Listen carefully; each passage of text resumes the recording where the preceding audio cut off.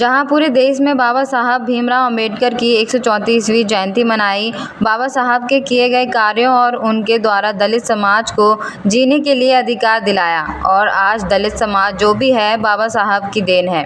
बाबा साहब के विचारों और किए गए कार्यों से प्रभावित होकर छोटे से छोटे गाँव वालों ने बाबा साहब की जयंती पर युवाओं ने सेक्टर संयोजक के नेतृत्व में बाबा साहब की जयंती मनाई। बाबा साहब की जयंती पर केक काटा गया और खुशी मनाई।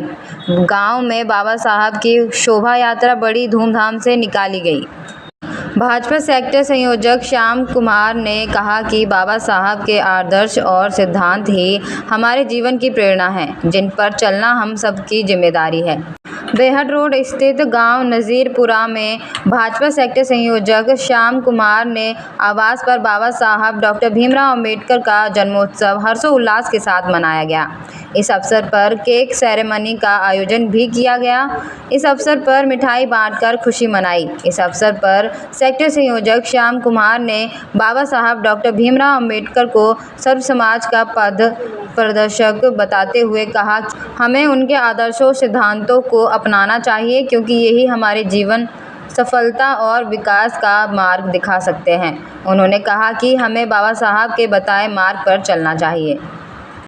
जी, आज कौन सा गाँव है बाबा साहब का जन्मदिन मनाया? ये नाजरपुरा बेट रोड जन्मदिन मनाया गया। किस तरह जन्मदिन मनाया गया? ये जन्मदिन अच्छे से मना रहे जी सभी। हमारे यहाँ भी और भी सभी लोग मना रहे और हम ये जाने बच्चे भी सभी लोग मना रहे।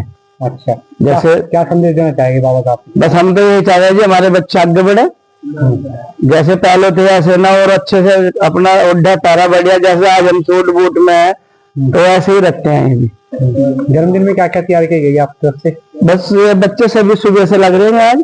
अच्छा, क्या केक वेक भी काटा गया? हाँ जी, केक भी काटा, टॉफी भी बांटते हैं, खाना भी है। ठीक।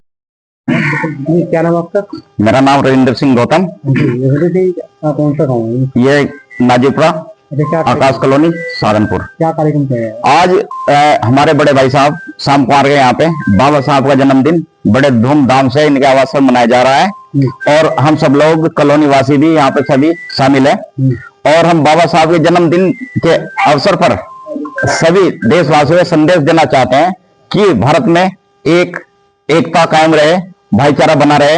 यही बाबा साहब के जन्मदिन पर हम ये संदेश देना चाहते हैं। बाबा साहब ने कहा था कि शिक्षित बनो, संघर्ष करो, संगठित रहो। संगठित रहने का मतलब है कि पूरे समाज में एकता हमारे काम रहनी चाहिए, शिक्षा का स्तर ऊपर बढ़ना चाहिए और देश को तरक्की और जाना चाहिए। भारतीय संविधान, इस अवसर पर मैं कहना चाहता हूं कि भारतीय संविधान जो अब तक पूरे अस्तित्व में नहीं आया है, भारत सरकार, राज्य सरकार से भी मैं कहना चाहता हूं कि इस भारतीय संविधान को पूरी तरीके से देश में लागू किया जाए और गरीब तबके का जो वर्ग है देश के अंदर उसको रोजगार से के अवसर प्रदान किए जाए।